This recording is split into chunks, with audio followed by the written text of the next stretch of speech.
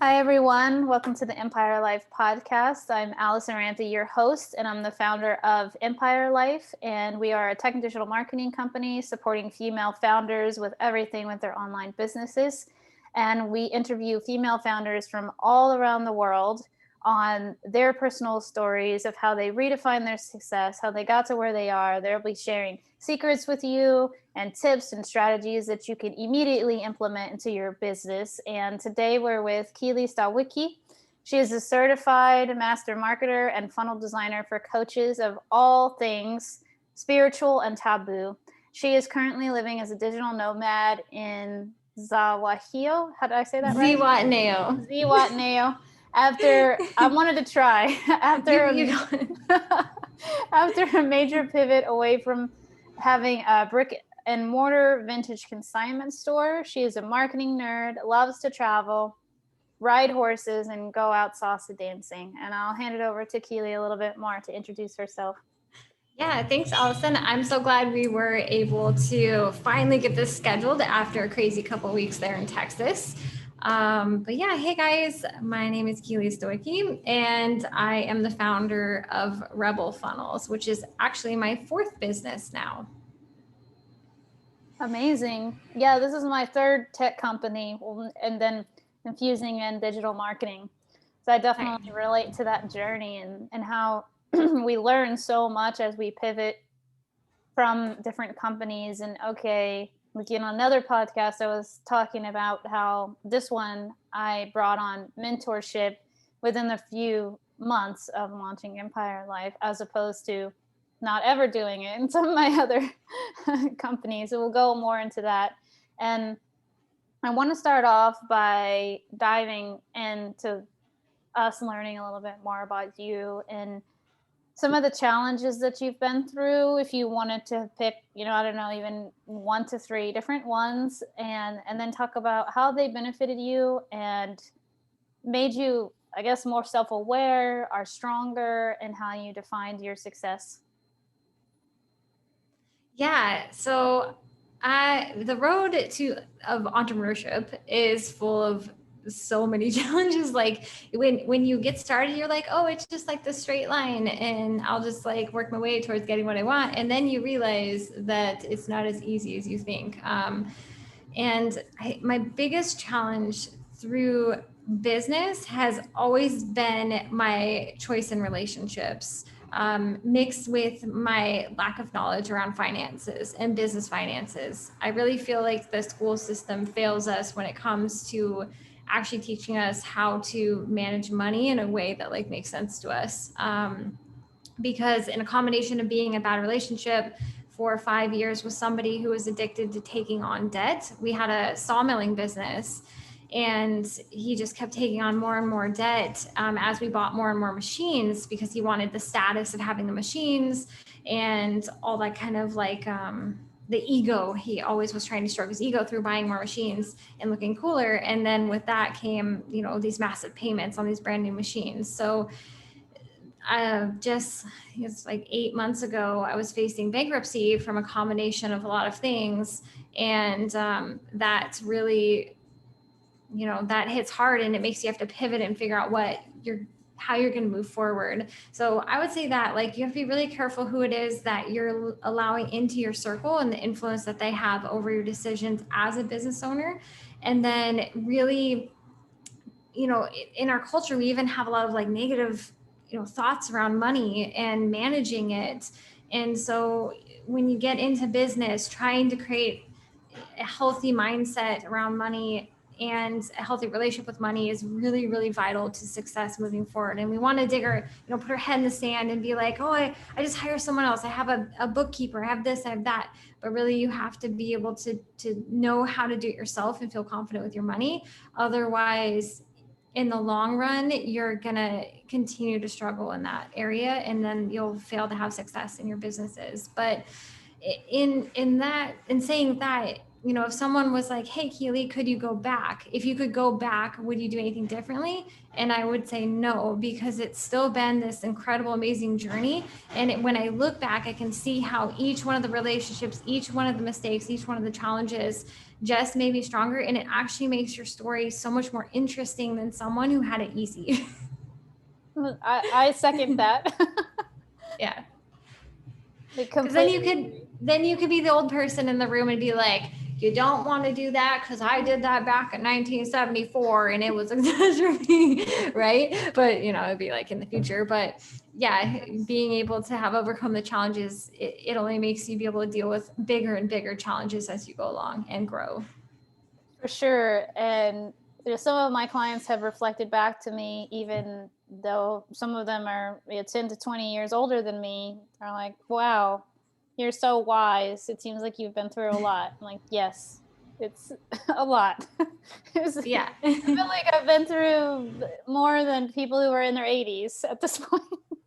Yeah. But all of those lessons, those experiences, like you said, we can draw on those. And someone was telling me recently, another client was telling me she wants to turn her pain into wisdom.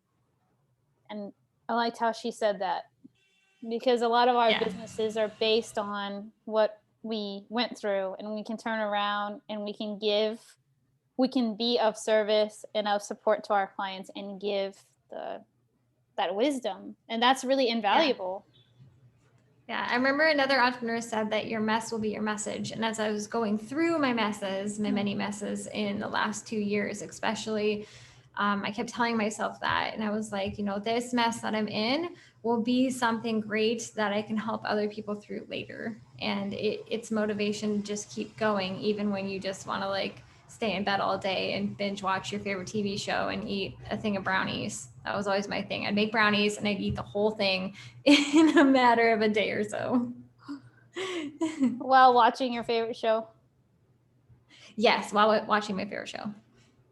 Yeah, I had a good friend at one point, and she was having her own business, and she said she would go to the movie theater in the day and watch movies most of the day. And I was like, how are you gonna scale your business, honey? Like, come on, what's going on with you? But I get it, because there's a lot of mindset work, a heart and mindset work that goes into all those different phases of the business. And then there's something that needs to be done or learned, whether the hard way or not the hard way, or however we need to learn it, to then be able to see the light at the end of the tunnel, or kind of go through. We can't go around it, we must go through it. Yeah, and part of that is just like the self-care. And I read this book and it's called Thank and Grow Rich. It's like just like Think and Grow Rich, but it's Thank and Grow Rich, and it's all about gratitude and how it's the secret to being happy in life. And in that book, she talks, her whole method is just doing exactly what you feel like doing all the time. And before my pivot, back in September of 2020, I was always doing everything I thought I was supposed to be doing, the logical side of the brain, where it's just like, okay, these are the things I'm supposed to be doing. And that kind of thinking was keeping me stuck in things that weren't allowing me to scale, weren't allowing me to grow, weren't allowing me to get where I want to go. And it wasn't until I started being like, no, I'm going to do whatever I want to do when I want to do it. And as somebody, I mean, that may not work for all personality types. My strengths finder test shows I'm an achiever, first of all, as a personality type. And I can see it looking back at everything I've ever done. So I have to be achieving things to be happy anyway. But I've been able to find a lot more alignment and balance in my life through following that and my intuition, instead of the logical side of my brain that would keep me stuck in bad relationships because it was safe, keep me stuck in bad businesses because it was what I had been working towards for so long. And so I've been following the wisdom of that book, especially since moving to Mexico. And I found success to come a lot easier than I ever thought it was going to be by doing just that, whatever I wanted to do. That's incredible. I feel for me, or well, I was going to ask you, like on the Enneagram, are you a type 3? I'm an 8. Oh, you're an 8. Okay. I'm an I'm 8 an too. 8. An 8 and a 3. Like 8 was the strongest one, and then the 3 is the achiever, right? Yeah, that's why it reminded me, Mm-hmm. because you Yeah. use that word. I was like, oh, I wonder if she's a 3. Yeah. No, I'm an 8, 3, 7. A Okay. 7's the enthusiast, which actually my roommate is definitely a 7. She's the enthusiast, but I'm stronger in 8. Okay. You have a wing of 7? Yeah. Yeah. I think that was. I think that's the one I am too, but I feel like I'm kind of going towards the 9 wing these days. Mm-hmm. Because I've read that you kind of go towards the other wing as you get older sometimes. Interesting. We're like more well rounded out, because the wings like round us out. That's I really would like to interesting. go towards the 7 because I find myself to be like more like the mellow one, and I'd like to find myself getting more excited about things. That would be nice. Okay, so maybe you're an 8 wing 9 and you're going towards the 8 wing 7. Sounds like. Mm-hmm. That's it. In Mexico, there's a lot of excitement all the time, right? Or maybe Yeah. more so than here. So sounds like it's a Oh, good for fit. sure. Yeah, for sure. There's always like, there's so many people outside all the time. Like every podcast episode I do, there's like the ice cream horn, there's car horns, there's dogs barking. Like you can't find a quiet place in town unless you go out to the country. That's good. There's a lot going on in movement. Yeah. Even There's with COVID, it's like, community. yeah, the bars reopened yesterday. So it's kind of like Oh, okay. COVID doesn't exist as much here as it does in the States. That's fascinating. Yeah. Wow. And then here it's like a variation depending on the state. Yeah, being from So, Oregon, in Oregon, it's like you can't do anything, and people are super paranoid and all the things. And so that was partly why I wanted to come here because I felt like people were a little bit more real about stuff.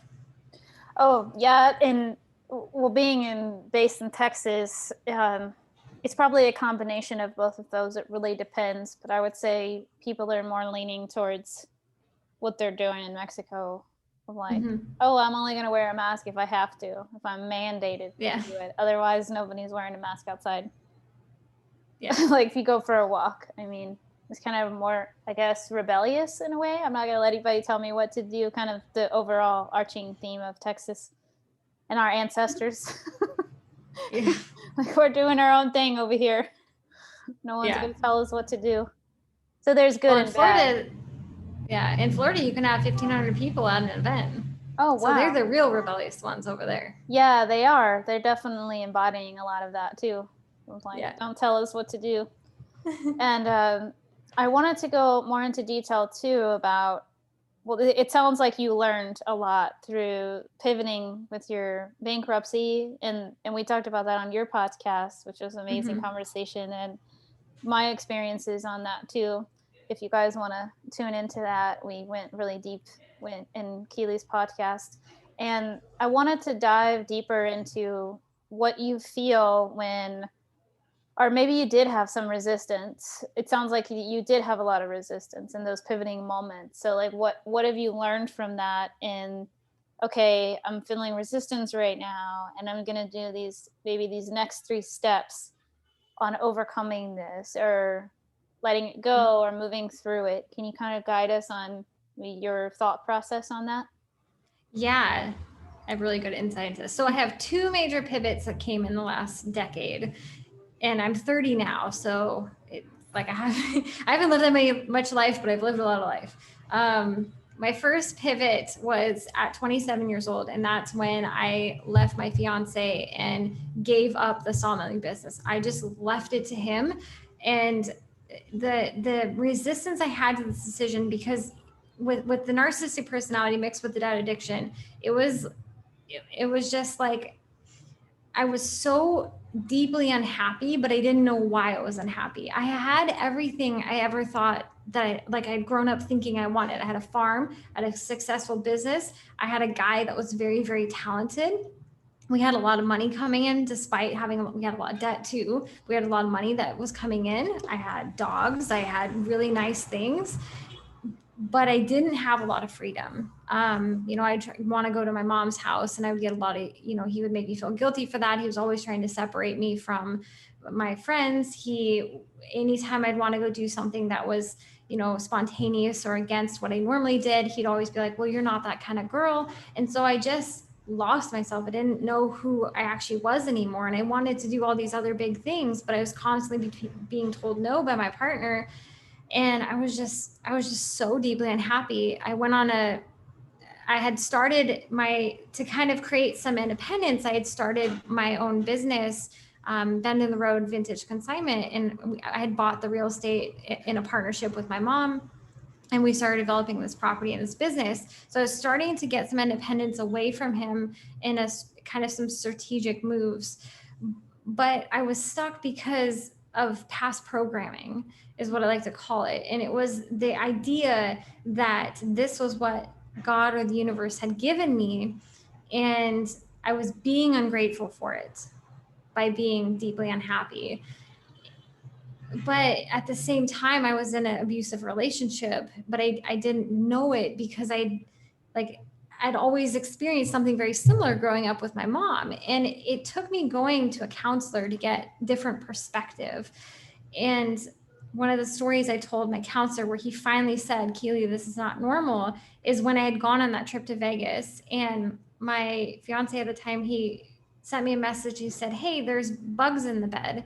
And we were living in this rustic cabin because we'd spent all of our money on the equipment, where our house, which was actually temporary housing because we were building a nicer house for his parents who actually owned the property.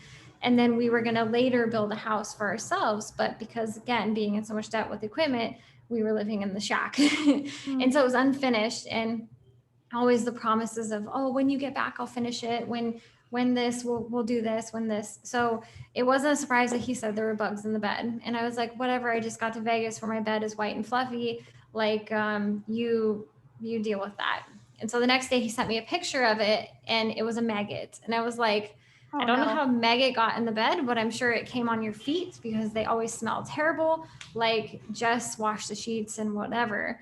So I was in Vegas for 4 days with my mom. And when I came home, I was tired and, happy to be back. But, I just left paradise and now I'm back in my little shack. And I lift up the sheets, and in all the little holes of the mattress, because he had just put a flat sheet over it, were the maggots all dried up. And they were all over the floor and they were all over everything. And what had happened was, up in the attic, a cat had drug a dead squirrel in, and it had rotted out in the May sun because it was warm for that week of May. And it started it was rotting. So there were maggots everywhere. And I was just like having to clean it up because I just got back. And when I told my counselor this story, he was like, Keely, this is not normal. Like, this is not okay. And I was like, what? But it's normal. Like, this is my life, because I'd been so separated from everything. Mm-hmm. But it was all the programming. And he, I told him, I said, well, I need to be grateful for this. Like, I at least have somewhere to live. I at least have this business. I at least was able to go on that trip. Like, he let me go on the trip.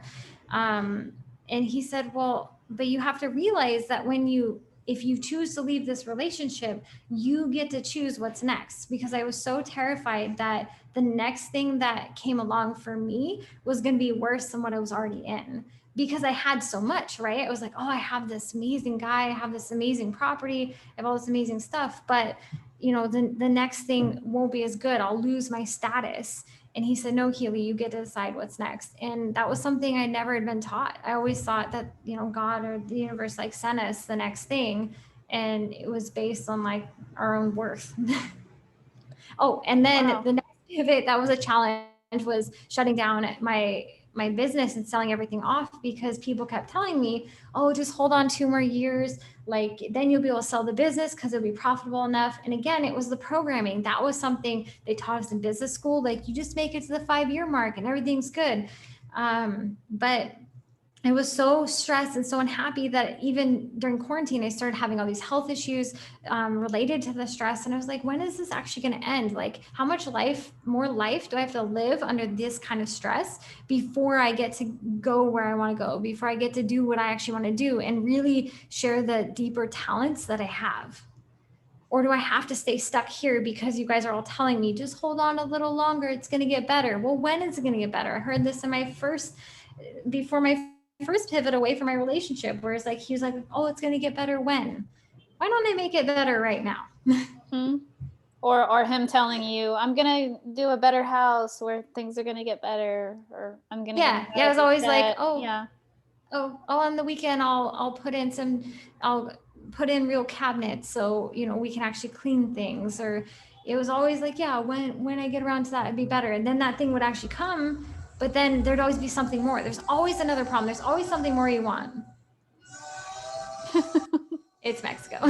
That's nice. But yeah, I made the decision, and I continue to make the decision that I want to be happy now, and I want to follow the happiness, because when you set that intention and you make those plans, then things can fall into place.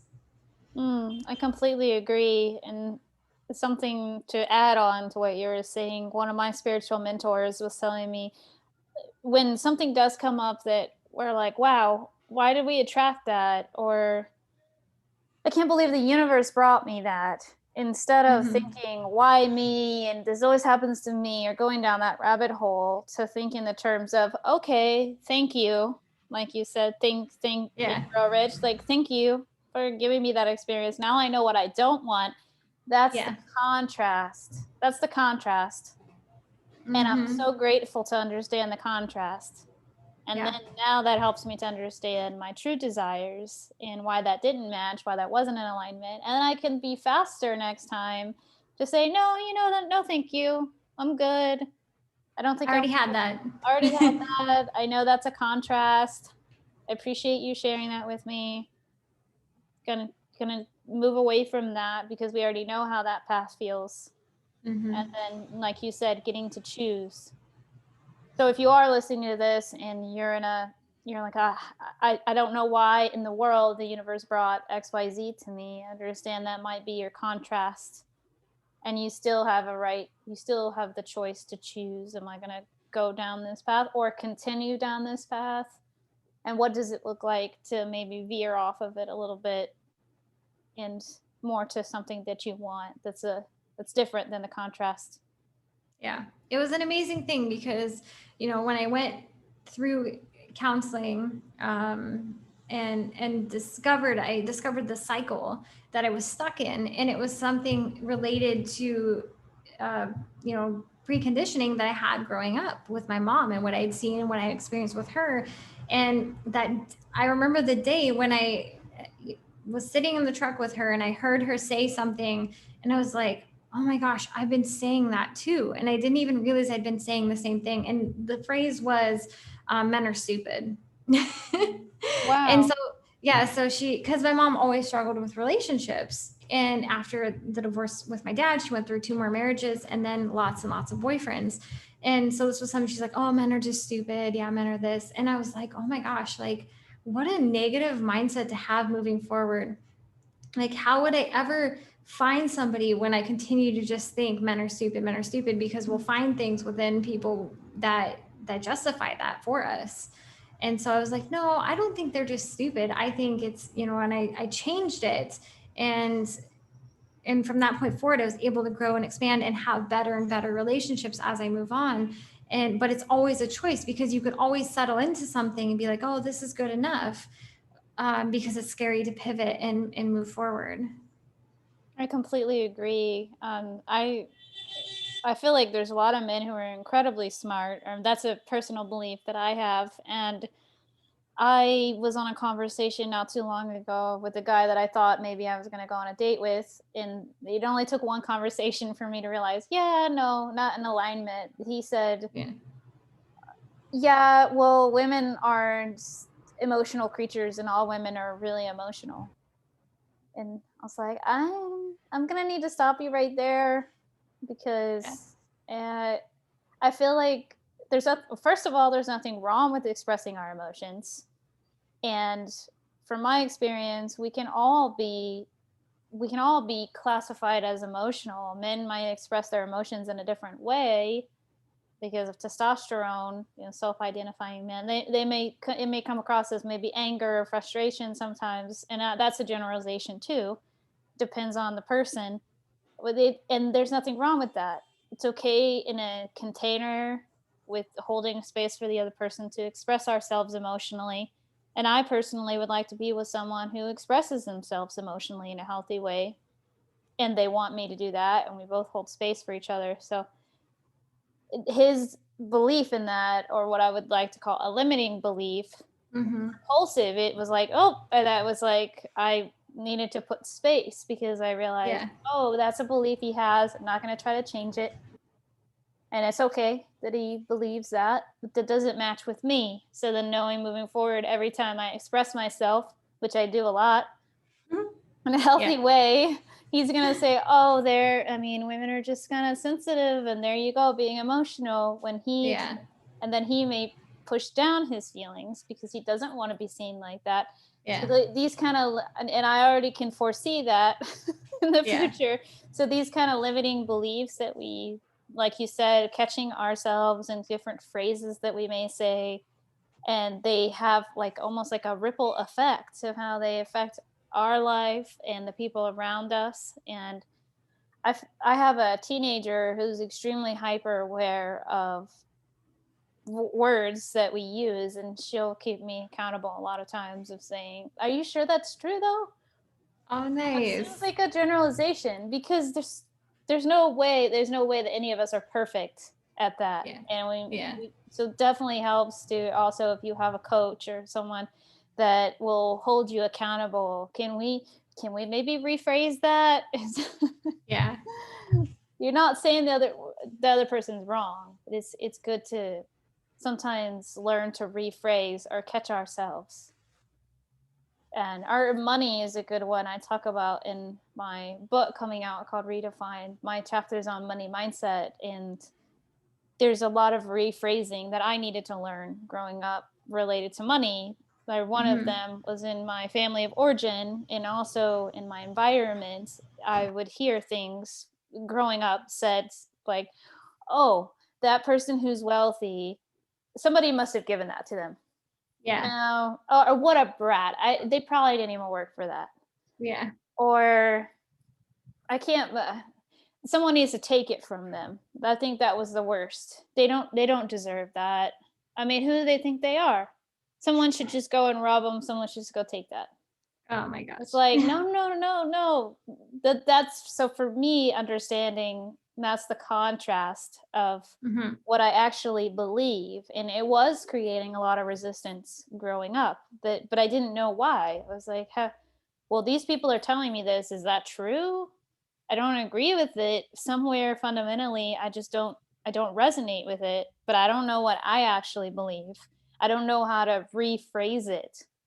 Just what do I say? So I started, extremely reading every book I could about finance, and then going through my own personal financial journey and learning lessons. And now when I see something that I really like, I give a lot of gratitude. Like, wow, that must feel really good to ride in that car. That must feel really fast when they're driving it. And they Yeah. I like that sound. Like that's a real turn on. Like when sports cars sound, and Mm-hmm. they get to hear that all the time. That must feel really great for them. Wow, I Yeah. wonder what their strategies are. I wonder what they did to bring in that kind of money to feel comfortable to buy the kind of luxury item. Did they Yeah. pay for that in cash, or how do they feel so comfortable to pay for that car payment or pay a down payment? Wow, I started getting fascinated and curious about their strategies and how they got there, and giving them a lot of gratitude, which then in turn, when I'm around people who have come to some of those levels, or a different level maybe than I'm at, they can feel that. They don't feel any kind of resentment or, oh my gosh, or looking down on them or looking up at them or idolizing them. There's none of that. It's just like, wow, I'm curious to see your strategies, right?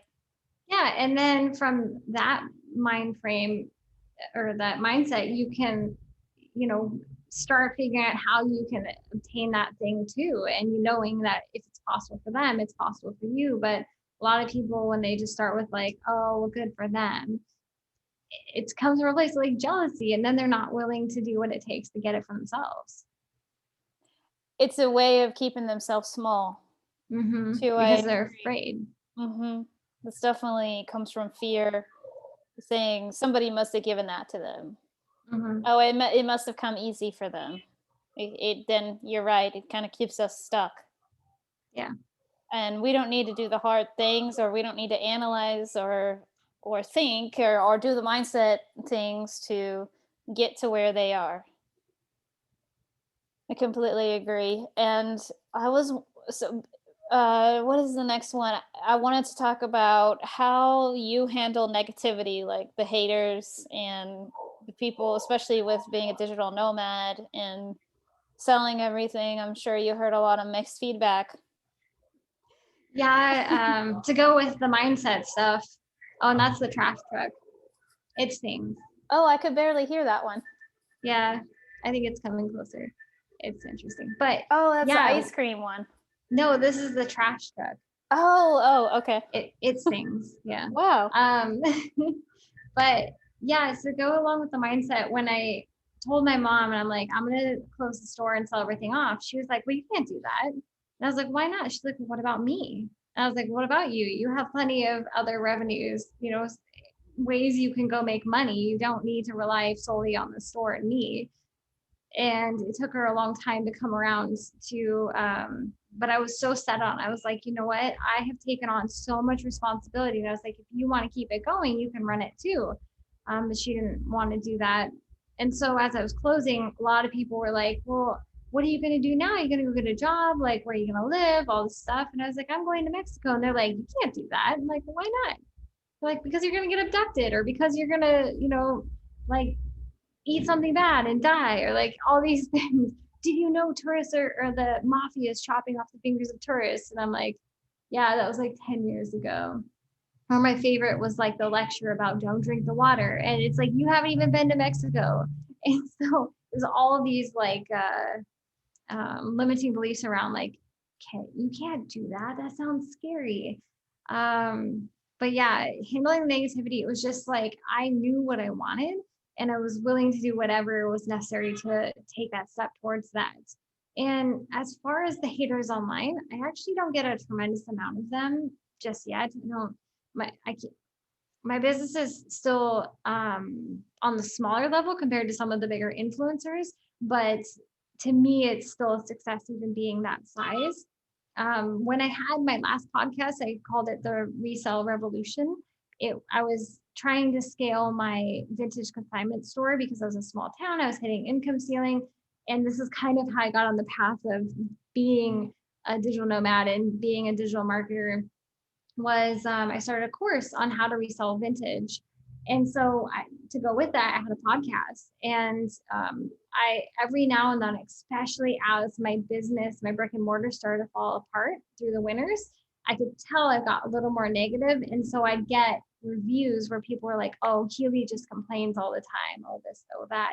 But to me, I was sharing like the real life of what it was like to have a brick and mortar. Like, it's not always positivity. Sometimes you get customers that are complete pain in the butt.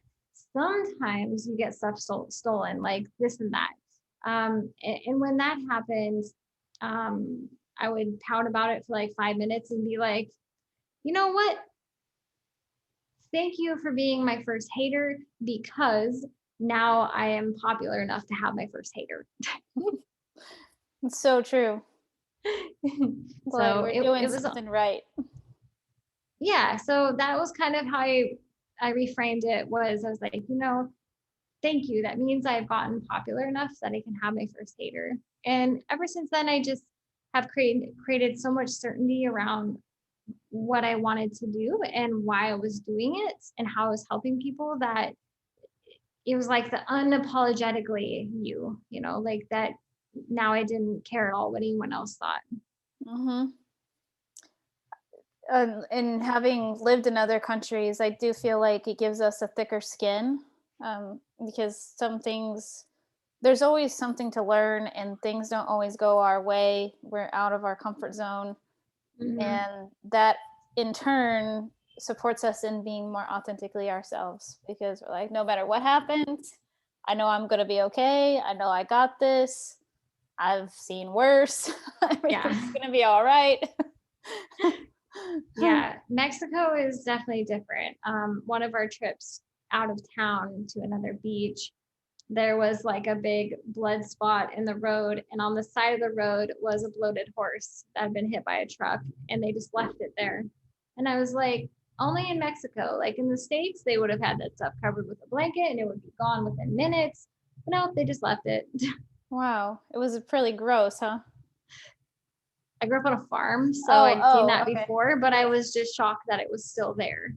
Wow.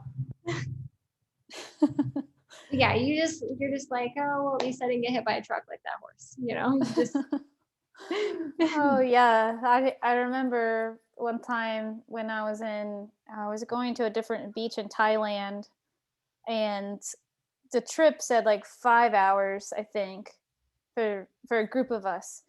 The guy who was driving the bus decided that he was going to deliver things along the way that his friends and family had given him, like little packages and letters.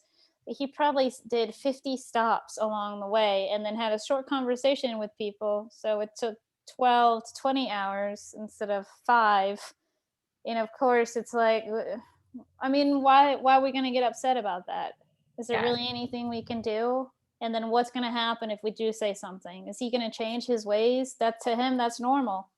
He yeah, just, people gave me this stuff. I just do it. They know I'm going this way. I'm just going to be helpful. And these tourists will get there safely. And it was part of the experience. yeah, it was fun. Did you get to get off the bus and like see what was going on or anything? Yeah. And some of those times when he stopped, with we none of us were told, oh, I'm gonna, he was like, I go give package, I be back. It's like, it's like, no, nobody knows what's really going on. And then Yeah, those kind of experiences gave me a taste of, I should probably, like, I probably need to be a little less impatient. yeah, Things don't always have to go my way. Or being from the US, I think we tend, our Europeans too, that were on the bus, we tend to get impatient really fast. And who can we talk to about this? And yeah, tell management. And but to realize some, in some situations there is no management, and even if you told them, nothing's going to change because this is part of the culture. yeah. So it's a And learning lesson for us to have more understanding, compassion, be more present in the moment, and let things, be able to let things go. yeah, that's how it is here too. It's always like the Mexico minute is more like an hour. But things still get done somehow, right? Yeah, yeah, things still happen and progress is made. It might be in a different way or different system, but it's amazing how things still move along and get done. Yeah, yeah. And I wanted, as we're wrapping up, Keely, if you knew what you know now, or if somebody's listening to this and they're, no matter what phase they're in, that they could benefit from some of the key takeaways, like 1 to 3 key takeaways that you wish you knew at this level of business, that they could implement even today in their business. I think the first one is that, you get to decide what things look like and really be leery of, taking on other people's fears as your own. Because, when every step of the way, everything I ever did, I heard people that are like, you can't do that. You can't do that. You can't do that. And it wasn't that they were saying I couldn't do it. They were saying they couldn't do it. And, we can do anything that we want if we want it bad enough. And, I always hear people say, oh, well, I could do that, but, or, they start complaining they don't have something that they want. And it's like, well, the reason you don't have it is because you don't want it bad enough. We live in the digital age where you can go on the internet and learn anything about anything. Like you can learn how to do anything. So if you wanted to have it, you could have it with just some effort. But it's always the, oh, well, yeah, it just sounds like a lot of work. So that'd be the first one. Like just be really leery of when you want to do something. If someone's saying like that's not possible, it's more just it's not possible for them because they aren't really wanting that. The next thing is really to, develop the skills around what it is that you're doing and you want to do. And that involves the money management, that involves always working towards growing yourself and pushing yourself outside of your comfort zone. And also just always working towards in nerding out on your trade. And I think that's the biggest gift that we're given, is that little flame within us that we get excited about our thing. And for me, when, my journey to becoming a funnel builder or marketer, really, it wasn't a direct path. It was all the little things that I did along the way that led up to having the skills to do what I'm doing now. The third thing is definitely don't be afraid to pivot or let go of things, because a lot of times we get into something and people always want to try to make it permanent because people don't like change. And so I did multi-level marketing. I sold Cutco knives like Arbonne, Awilla Rose, like all of them. And then we started the sawmilling business, and I sold horses and tack when I was in high school. Like, I've always been an entrepreneur, but none of those things were meant to be permanent because I was always seeking that level 10 opportunity. And sometimes when we hit income ceilings within, or even, we get bored within something, it's because, we haven't arrived, it's time to pivot to the next thing. And that's kind of what it looked like for me. Was I was always hitting like an income ceiling or starting to get bored with something. And it just meant it was time to start moving towards that level 10 opportunity. And I feel like with Rebel Funnels, I finally have arrived there, because there's really no ceiling except for my own ability to grow myself. And there's always something to learn, I'm sure. Always something to learn. Always another team member that you could bring on. Always, another program that you can launch. It's just, you're really impressive in the fact that you've built, quite the team to support you in all the things that you're doing. So props to you for that, because that's where I'm at, is starting to like hire and ask for help and not do all the things. So I can leverage my time a little bit more.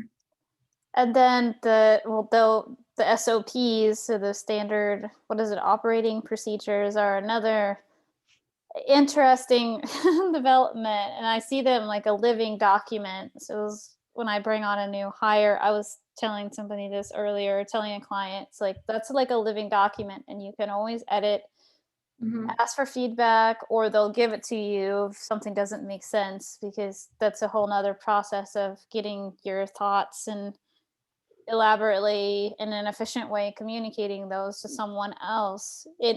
Even if it feels deep and daunting to do that process, it's worth the time and energy that you're putting into it. Yeah. Because you can keep replicating. And processes are so important. And if you're not a person, like for me, I always tell this story when people are like, oh, I don't understand. Well, like there's the people that stacked firewood a certain way. So when I was doing firewood sales, which was a byproduct of having the sawmill, we would hire help. And for me, I always went systematically, one way and worked my way in. So the stack looked nice and neat as I started to stack firewood from the pile when they dumped it out of the truck. And then we'd hire help, and they would be climbing on top of the pile, throwing pieces down, grabbing a piece here or there. There's like no system and strategy to how they pulled from the pile and started stacking. And it made me realize that there's two types of people. There's those that go left to right and systematically pull the fire from the pile. And there's those that are climbing on top of the pile and being inefficient. So well, if those same people, though, I feel like if they had the structure, like I'm sure that you gave it to them. I'm not saying that, but if you are bringing someone on and you say, this is exactly what you have to focus on, this is exactly where you go. Like, I think it's hard for us to realize how many details someone needs. And then once they get better at it, they do need less details. And then they could train someone else to do what they're doing because they know it so well. But at the beginning, they're going to have a lot of questions and need a lot of guidance and structure. Yeah. To do well, and if you have somebody who knows more, then it may be easier up front, but then you'll end up paying them a little bit more, or they're the kind that want to go start their own business. So I definitely think it's easier to get the processes in place. So then you can hire someone that's a little bit more new, and you can, develop them into really what you would need them to be for your business as you grow. Mm-hmm. Yeah, I agree. Definitely. Yeah. Well, thank you so much, Keely, for being here. Yeah, And of course. how people can And find you on Rebel Funnels. Is it rebelfunnels.com? yes. So that's where you can go to book a session with me is rebelfunnels.com, but you'll mostly find me on Facebook at Rebel Funnels, or on Instagram at Rebel Funnels. And then, like you mentioned earlier, I also have a podcast that you can find on Apple Podcasts as well as Google Podcasts, all of those. It's called the Get Online and Get Busy podcast.